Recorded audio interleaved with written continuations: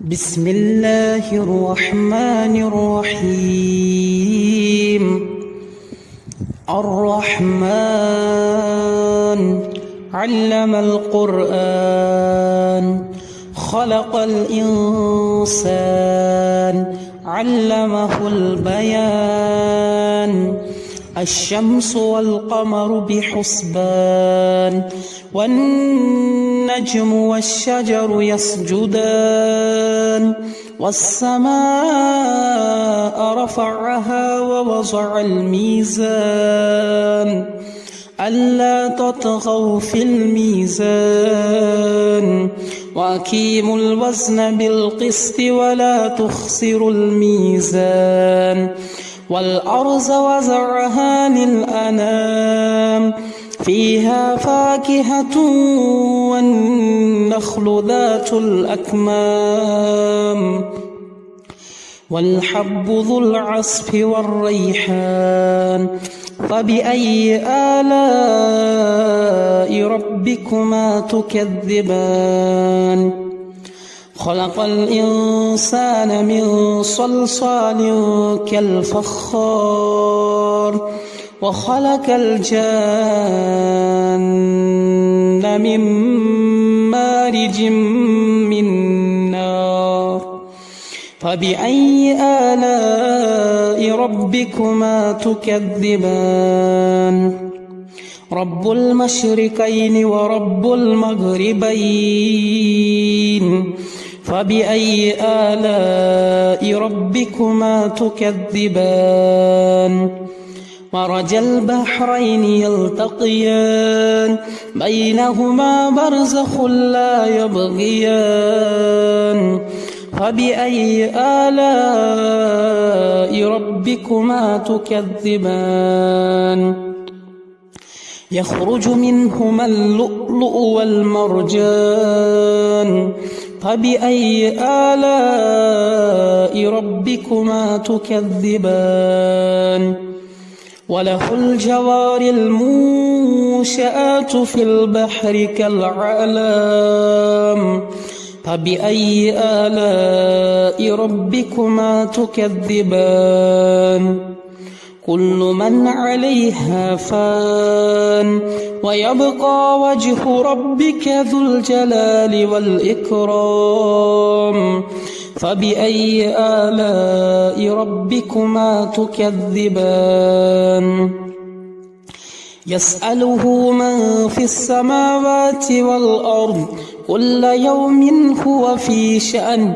فبأي آلاء ربكما تكذبان؟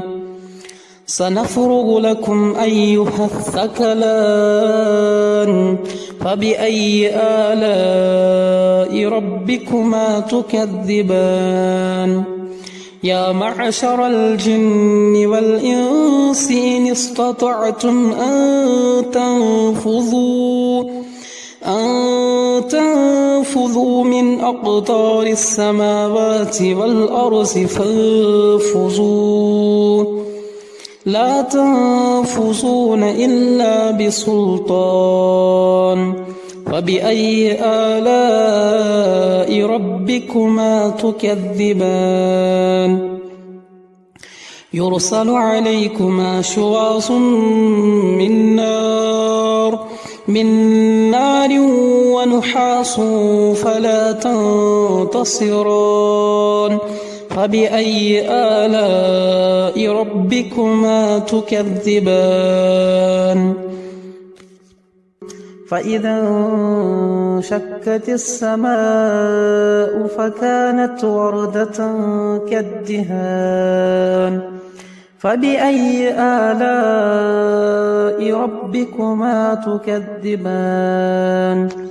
فيومئذ لا يسأل عن ذنبه إنس ولا جان.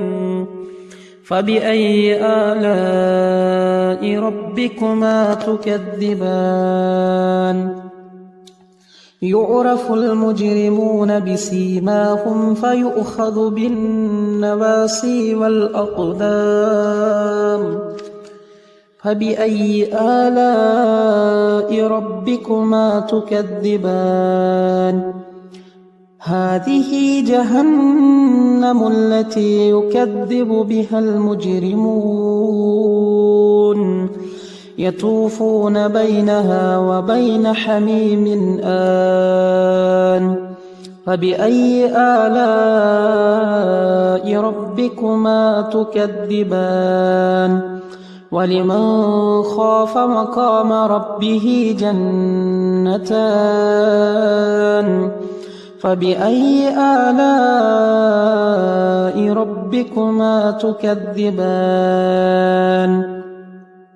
ذواتا أفنان فبأي آلاء ربكما تكذبان فيهما عينان تجريان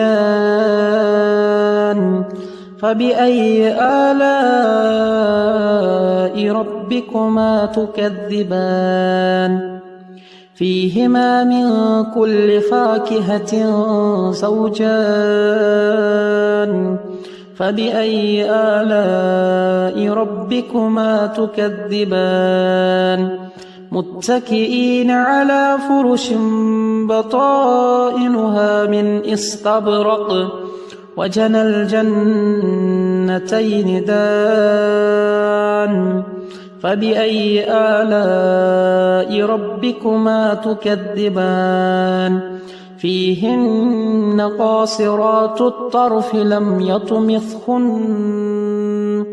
لم يطمثهن إنس قبلهم ولا جان فبأي آلاء ربكما تكذبان كأنهن الياقوت والمرجان فبأي آلاء ربكما تكذبان هل جزاء الإحسان إلا الإحسان فبأي آلاء ربكما تكذبان ومن دونهما جنتان فبأي آلاء ربكما تكذبان مدهامتان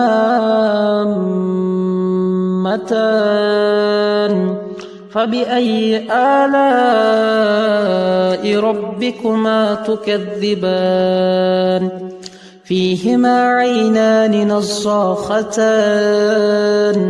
فبأي آلاء ربكما تكذبان فيهما فاكهة والنخل ورمان فبأي آلاء ربكما تكذبان فيهن خيرات حسان فبأي آلاء ربكما تكذبان حور مقصورات في الخيام فبأي آلاء ربكما تكذبان لم يطمثهن إنس قبلهم ولا جان فبأي آلاء ربكما تكذبان متكئين على رفرف خضر وعبقري حسان فبأي آلاء ربكما تكذبان تبارك اسم ربك ذي الجلال والإكرام